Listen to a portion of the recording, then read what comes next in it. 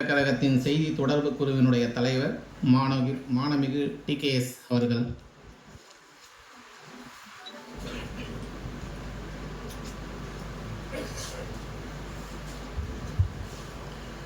பாசறை முரசு ஆசிரியர் பாசறை பாலன் அவர்களுடைய நூலான ஆரிய திராவிட போர் என்ற நூலையும் பண்டித ஜவஹர்லால் நேரு அவர்களை குறித்த ஒரு சிறு கையேடும் வெளியிடும் இந்த நிகழ்ச்சிக்கு தலைமையேற்றிருக்கின்ற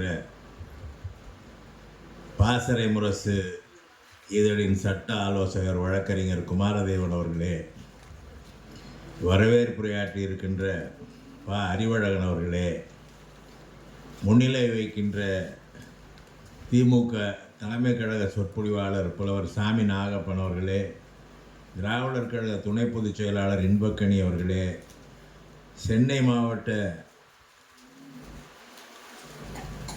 திராவிட இயக்க தமிழர் பேரவை தலைவர் கார்த்திகேயன் அவர்களே, VCK அமைப்பு செயலாளர் தமிழீனியன் அவர்களே, இந்த விழாவிலே கலந்து கொண்டு சிறப்பானதொரு உரையாற்ற வாழ்த்துறை வழங்க வருகை தந்திருக்கின்ற திராவிட இயக்க தமிழர் பேரவை தலைவரும் தமிழ்நாடு சமூக நீதி கண்காணிப்பு குழு தலைவருமான பேராசிரியர் சுப வீரபாண்டியன் அவர்களே, எனக்கு முன்னாலே உரையாற்றி அமர்ந்திருக்கின்ற இந்திய கம்யூனிஸ்ட் கட்சியின் எழுத்தாளர் NS பிரதாப் சந்திரன் அவர்களே, ஏற்புரை நிகழ்த்த உள்ள பாசறை மு பாலன் அவர்களே, வருகை தந்து நூலை வெளியிட உள்ள திராவிடர் கழக தலைவர் மானமிகு ஆசிரியர் அவர்களே, நன்றியுரையாற்ற உள்ள தமிழரசன் அவர்களே மற்றும் இங்கே திரளாக குழுமி உள்ள பெரியோர்களே, தாய்மார்களே, நண்பர்களே, வணக்கம். இன்றைக்கு பலரும் கேட்கிறது கேள்வி ஒன்று தான். திராவிடம் என்றால் என்ன? யார் திராவிடர்? திராவிடர் என்பதே பொய்.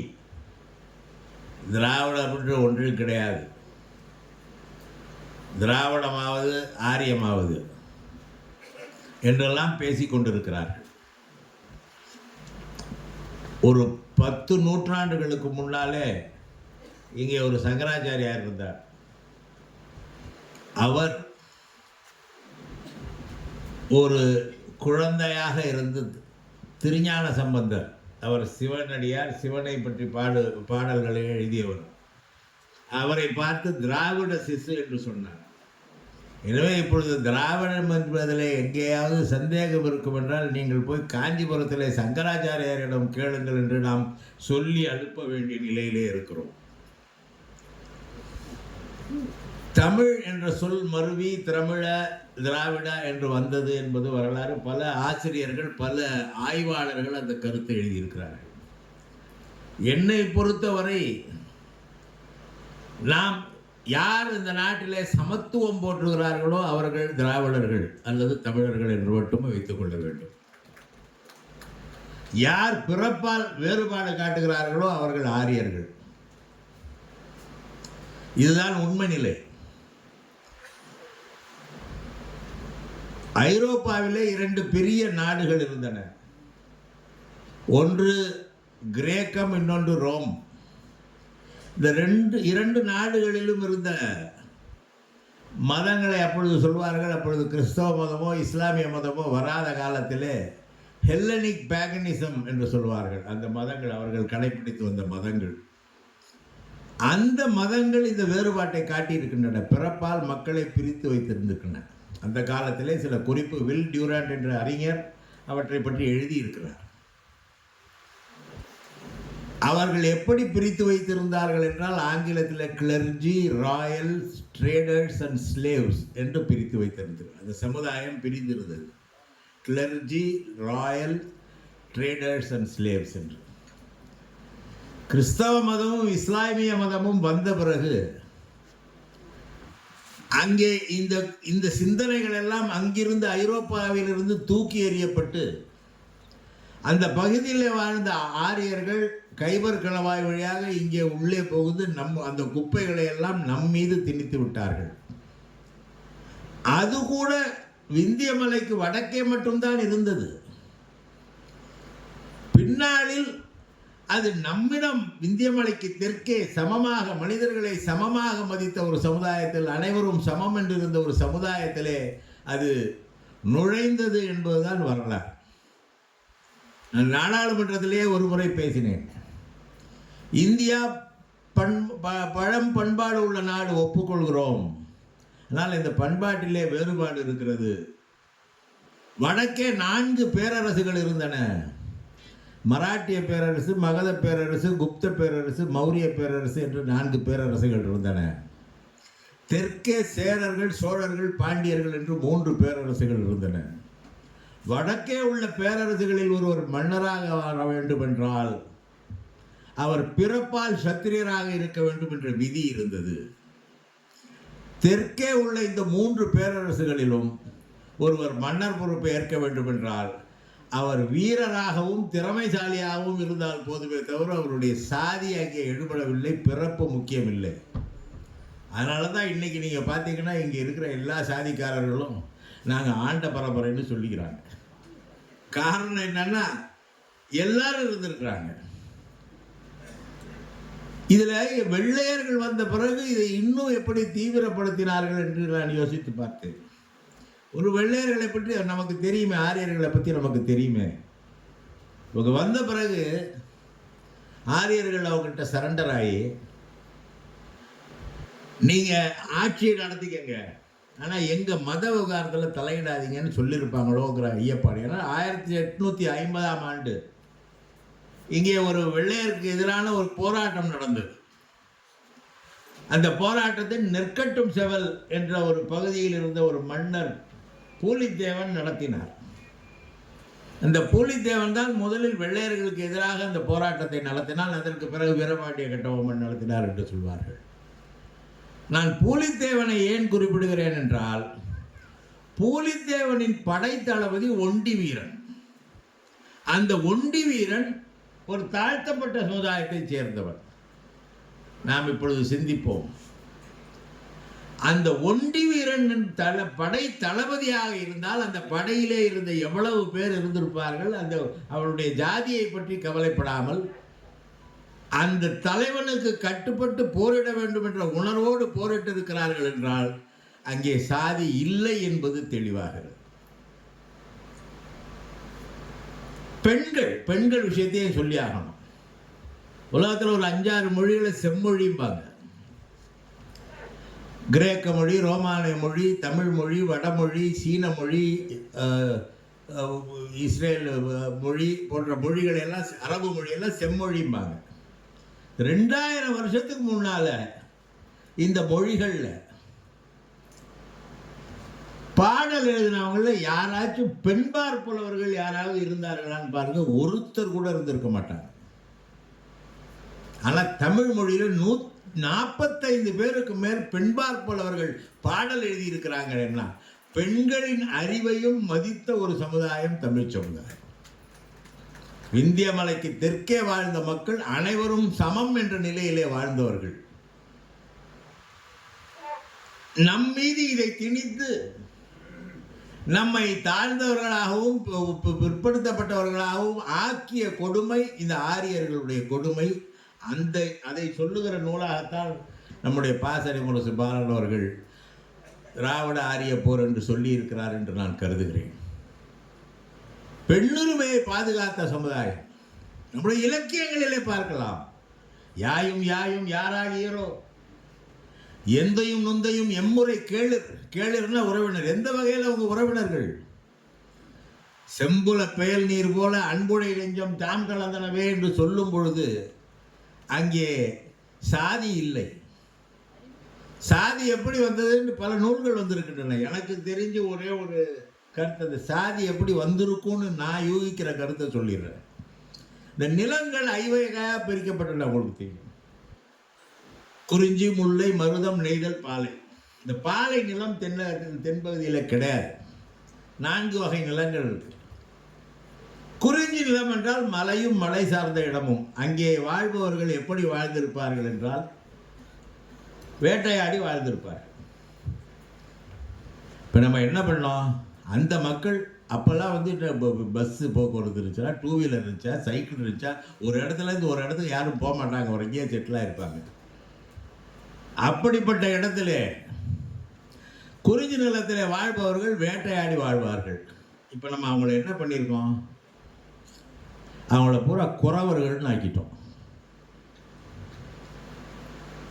நெய்தல் நிலத்திலே வாழ்பவங்க விவசாயம் பண்ண முடியாது, அரிசி விளையாது, நெல் விளையாது, வேறு காய்கறி விளையாது. அவங்களுடைய உணவுங்கிறது மீன் பிடித்து வாழ்வது தான். இப்போ நம்ம என்ன பண்ணோம், நீ மீன் பிடித்து வாழுகிற, அதனால மீனவன் ஒரு ஜாதியாக்கி அவனை தள்ளிட்டோம். மருத நிலத்தில் விவசாயம் செய்து வாழ முடியும். மருத நிலத்தில் என்ன செய்தோம், அங்கே மகிழ்ச்சி இருக்கும். மருத நிலத்தில் வந்து விவசாய காலம் என்பது குறைவான காலம். ஒரு வருஷத்தில் வந்து 6 மாதம் விவசாயம், 6 மாதம் அவங்களுக்கு ஒரு ஓய்வுன்னு இருக்கிற காலத்தில் மகிழ்ச்சியாக இருப்பாங்க, தாளம் போடுவாங்க, தப்படிப்பாங்க. இவங்களை என்ன பண்ணோன்னா, அங்கே நிலத்திலே வேலை செய்தவர்களை எல்லாம் தாழ்த்தப்பட்டவர்களாக ஆக்கிவிட்டோம். நில உரிமையாளர்கள் எல்லாம் மேல்ஜாதி ஆகிடுச்சு. ஜாதி இப்படி தான் வந்துச்சு. நான் ஒரு கூட்டத்தில் பேசினேன், வேடிக்கையாக பேசினேன். ஒரு குறவன் முருகன் கோயிலுக்கு செல்கிறாள். அங்கே உள்ள பார்ப்பனர்கள், நீ மேலே போகக்கூடாது, நீ வந்து குறவன்ட்டாங்க. அவன் கேட்குறான் அந்த ஆள்கிட்ட, ஏயா எங்கள் மூதாதையர் வள்ளி அங்கே முருகன் பக்கத்திலே உட்கார்ந்துருக்குறாங்க, அவங்க அங்கே உட்கார்ந்துருக்கும்போது என்னை மேலே போகக்கூடாதுன்னு சொன்னால் என்னையா நியாயம், என் மூதாதையரை பார்க்க போகிறேயாங்கிறான். அது அப்போ இப்போ இல்லைன்ட்டான். எப்படி இது வந்தது, இந்த தாக்கம் எப்படி வந்தது? பெண்களை மதித்த சமுதாயம் தமிழ் சமுதாயம், பெண்களின் அறிவை ஏற்றுக்கொண்ட சமுதாயம் தமிழ் சமுதாயம். ஒரு ஔவையார் 2 மன்னர்களுக்கிடையே தூது போய் போரையே நிறுத்தக்கூடிய ஆற்றல் வாய்ந்த பெண்மணி அந்த ஔவையார் இங்கே மதிக்கப்பட்டார். அங்கே புருஷன் செத்துருந்தா பொண்டாட்டியை சேர்த்து எரிச்சிருப்பாங்க வடக்கு. நல்ல வேளை கண்ணகி அங்கே பிறக்கல. கோவலை நிறந்திருந்தவள போய் நீதி கேட்டு மன்னனுடைய தவறை சுட்டி காட்டு மன்னனை சாகடிக்க முடிந்த ஆற்றல் வாய்ந்த கண்ணகி வடக்கே பிறந்திருந்தால் கோவலனுடைய பிணத்தோடு கண்ணகியையும் போட்டு எரித்திருப்பார்கள். இது ஒரு போர் மட்டுமல்ல, இது திட்டமிட்டு அவமானப்படுத்துதல், பழிவாங்குதல் என்று எல்லாவற்றையும் சொல்லிவிடலாம். போர் என்றால் நேருக்கு நேர் எதிர் நின்றும் மோதுவது. ஆனால் இங்கே நடந்தது என்ன, போர் அல்ல. திராவிடர்களை ஆரியர்கள் அடிமைகளாக வைத்திருந்தது, அவர்களை சிறுமைப்படுத்தி வைத்திருந்தது. எப்போ ஏதாச்சும் நம்ம பேசணும்னா உடனே கோச்சுக்கிறான். மனு தர்மத்தை பற்றி பேசினா கோச்சுக்கிறான். மனு தர்மம் எங்க, மனு தர்மத்தை பற்றி யாருக்கும் தெரியாது. ஆனால் அதை அடிப்படையில் தான் இந்த 4 வர்ணமாக நம்ம பிரித்தோம். அதுலேயே இப்போ மனு தர்மத்தில் நம்ம படிக்கும்போது பார்த்தா அது வந்து இந்த 2 மலைகளுக்கும் 2 கடல்களுக்கும் மத்தியில் உள்ள வடபகுதியை தான் அவன் சொல்கிறான், இந்தியாவை சொல்லலை. ஏன்னா இந்த பகுதி தென்பகுதியை பற்றி அவங்களுக்கு ஒன்றும் தெரியாது. அதுக்கப்புறம் வந்தவங்க அந்த 3 பேர் போனாங்க வடக்க வேதம் படிக்க. ஒருவர் ஆதிசங்கரர், இன்னொருவர் மத்வாச்சாரியார், 3வது ராமானுஜாச்சாரியார். இவங்க 3 பேரும் வடக்க போய் வேதம் படிச்சுட்டு வந்தாங்க. மத்வாச்சாரியார் அங்கேயே தங்கிட்டாரு. ராமானுஜாச்சாரியார் இங்கே வந்து அந்த வேதத்தில் ஒன்றும் இல்லை, 4000 திவ்ய பிரபந்தம் சிறந்த கருத்துக்களை சொல்லுது, அதனால வேதத்தை புறக்கணிக்கிறேன்னு வேதத்தை தூக்கி போட்டார்.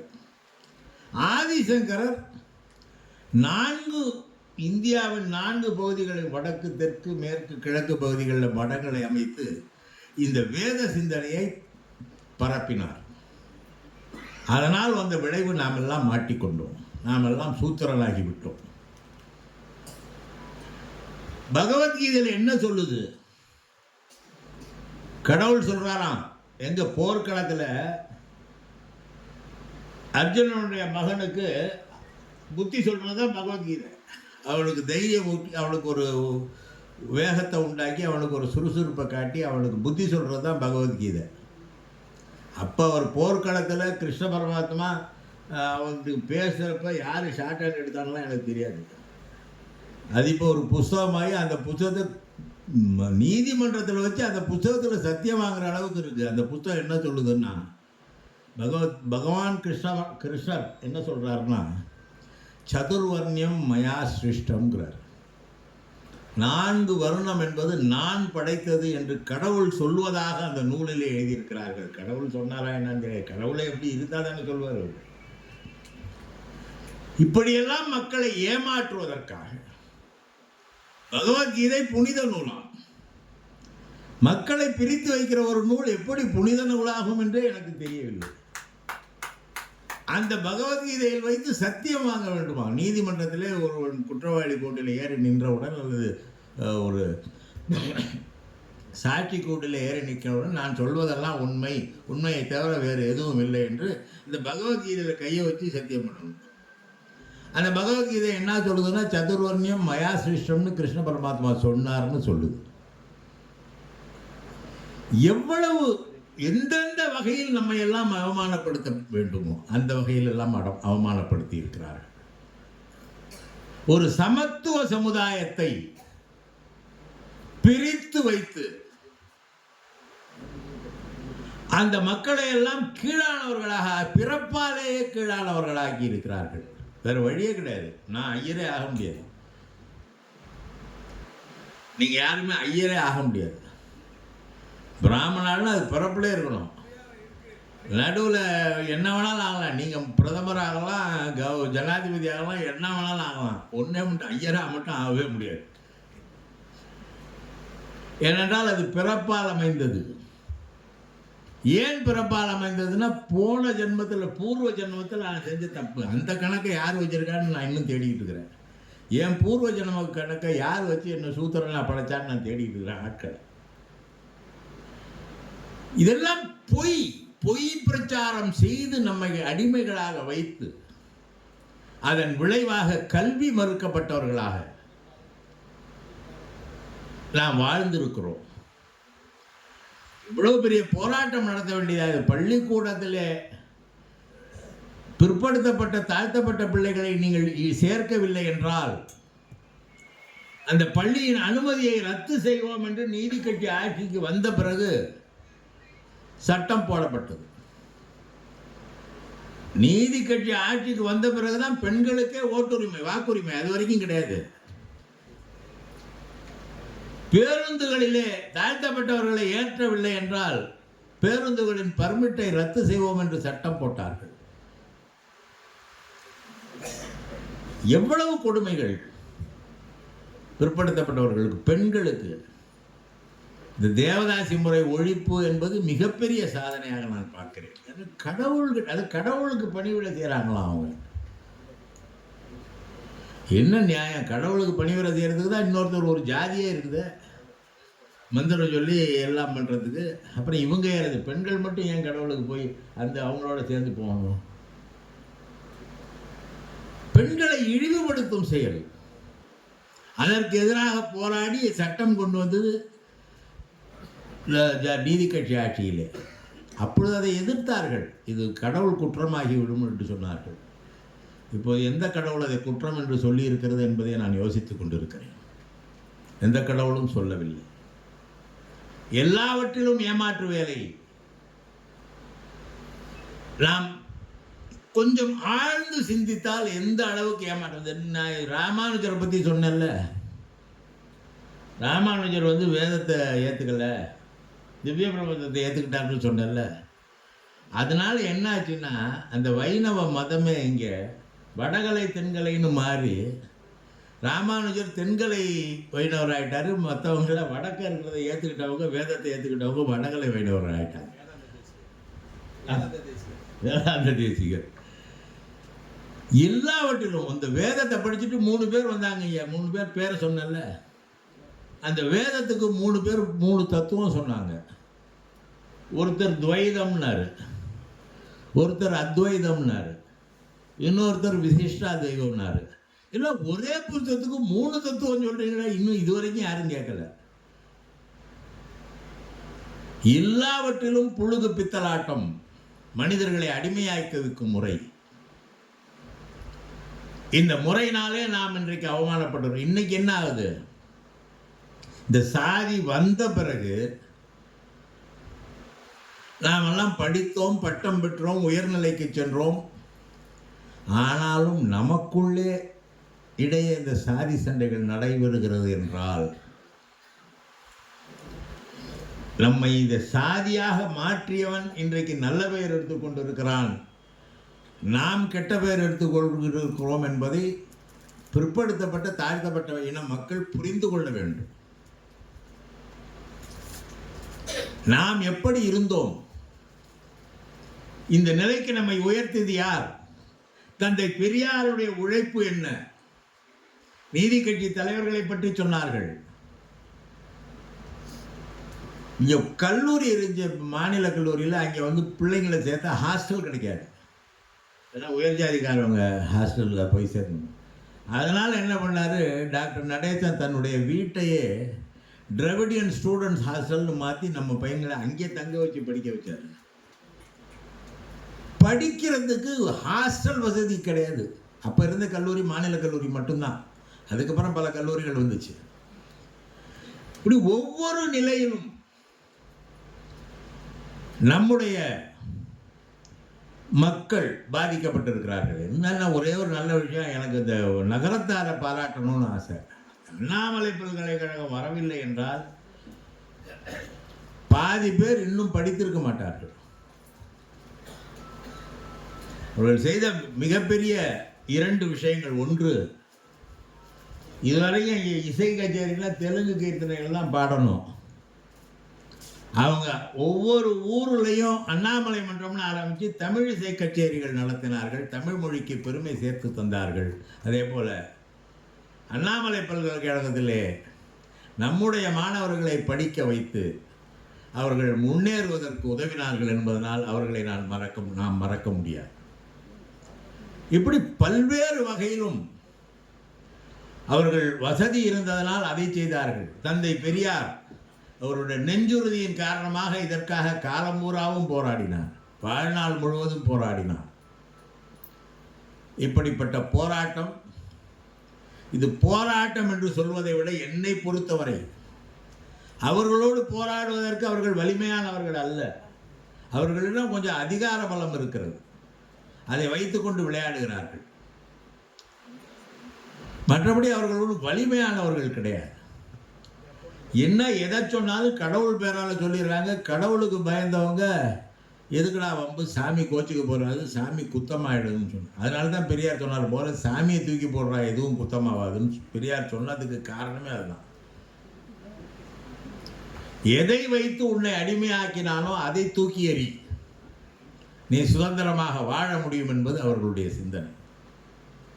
அதை செய்தார்கள் தந்தை பெரியார்.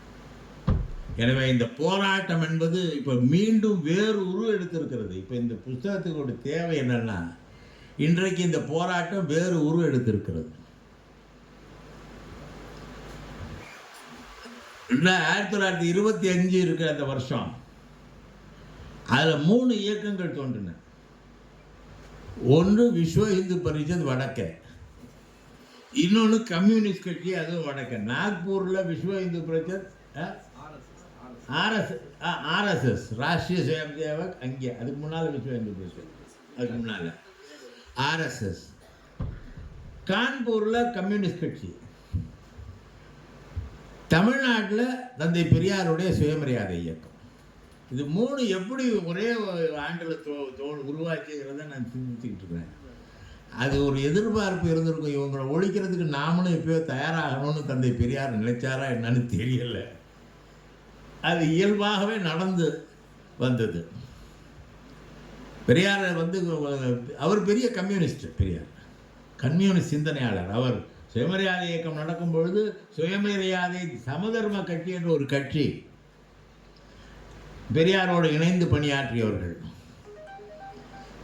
பெரியார் பாருங்க, அவர் என்ன பண்ணுவார், பேர் வைக்கும்போது குழந்தைகளுக்கு மாஸ்கோன்னு பேர் வைப்பார், ரஷ்யான்னு பேர் வைப்பார். அது ஒருத்தன் போய் கேட்டால், என்னங்க நீங்கள் ஊர் பேரெல்லாம் குழந்தைங்களுக்கு வைக்கிறீங்களேன்னு. ஏன் நீ மட்டும் பழனி சிதம்பரம்னு வைக்கிற, நான் மாஸ்கோ ரஷ்யான்னு வச்சா உனக்கு ஏன் கோபம் வருதுன்னு கேட்டார் பெரியார். அந்த அளவுக்கு பெரியார் இவர்களை எப்படி எதிர்கொள்ள வேண்டும் என்று தெரிந்து எதிர்கொண்ட காரணத்தினாலே தான் இந்த இயக்கம் இன்னும் அழியாமல் இருக்கிறது. அவர்கள் இன்னும் உள்ளே நுழைய முடியாமல் இருக்கிறார்கள் என்பதை நாம் உணர வேண்டும். எப்படி காங்கிரஸ் கட்சி,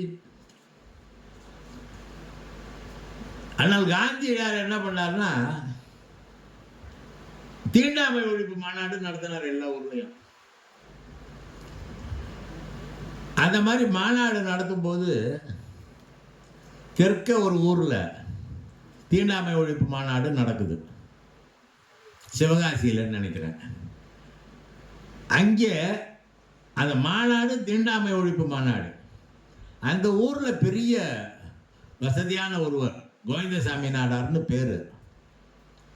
அவர் அந்த மாநாட்டில், ஒரு காங்கிரஸ்காரர் இந்த மாநாட்டுக்கு போறார். போயிட்டு மதியம் உணவு அங்கே தான் வச்சு ஏற்பாடு பண்ணியிருக்காங்க. இவர் போறாரு. ஒரு பந்தி ஒரு பக்கம் போகும்போது அங்கே இருக்கிறவங்கலாம், நாடாரே உங்களுக்கெல்லாம் அங்கே சாப்பாடுங்கிறாங்க. கோவிந்தசாமி நாடார் என்ன நினைச்சாருன்னா, ஏதோ அது சைவம் போல இருக்கு, அதனால் அசைவ பகுதிக்கு நம்மளை அனுப்புகிறாருன்னு நினச்சிக்கிட்டு, நானும் சைவம் தாங்க, அசைவம் சாப்பிட்றது இல்லைங்கன்னு. இல்லை நாடாரே, உங்களவாளுக்கெல்லாம் அங்கே சாப்பாடுன்னா. நடக்கிறது தீண்டாமை ஒழிப்பு மாநாடு. அதில் போடுற பந்தியில் உங்களவாளுக்கெல்லாம் அங்கே சாப்பாடுன்னு சொல்கிறான்னா, அந்த கோவிந்தசாமி நாடார் என்ன பண்ணாருன்னு வெளியே வந்தார். தான் போட்டிருந்த கதர் சட்டையை வேண்டிய கீழே கழட்டி போட்டு அதை கொளுத்திட்டு அவர் வீட்டுக்கு போயிட்டார்.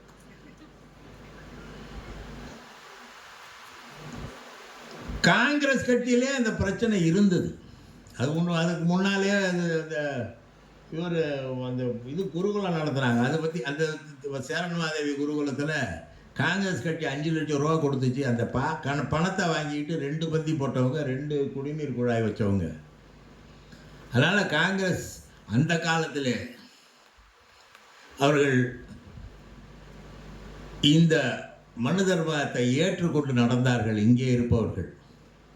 பிறகுதான் அதெல்லாம் மாறிச்சு. இப்போ மறுபடியும் பாஜக அதை முன்னிலைப்படுத்துகிறது. நல்ல வேளையாக இப்பொழுது உள்ள காங்கிரஸ் தலைவர் ராகுல் காந்தி அதை கடுமையாக எதிர்த்து வருகிறார் என்பது வரவேற்கத்தக்க ஒன்று என்று. எனவே இந்த போராட்டம் நீடிக்கக்கூடாது. ஒரு சிறு கூட்டத்தோடு ஒரு பெரிய படை போராடுகிறது. அந்த கூட்டம் வெற்றி பெறுகிறது என்றால் நாம் எங்கேயோ நம்மிடையே உள்ள ஒற்றுமை குறைவு ஏற்படுகிறது என்பதை உணர்கிறேன். நாம் ஒற்றுமையுடன் இருப்போம். சாதி என்பது போலியாக நம் மீது திணிக்கப்பட்டது. சாதி என்பது கிடையாது. நாம் எல்லாம் மனிதர்கள் என்ற உணர்வோடு ஒன்றுபட்டு நின்று மனிதர்களாகவே வாழ்வோம், மனிதர்களாக சுயமரியாதையோடு வாழ்வோம் என்று சொல்லி இந்த வாழ்ப்புக்கு நன்றி கூறி விடைபெறுகிறேன். நன்றி ஐயா. அடுத்து வாழ்த்துறை வழங்க வருபவர் திராவிட இயக்க தமிழர் பேரவையின் தலைவர், தமிழ்நாடு சமூக நீதி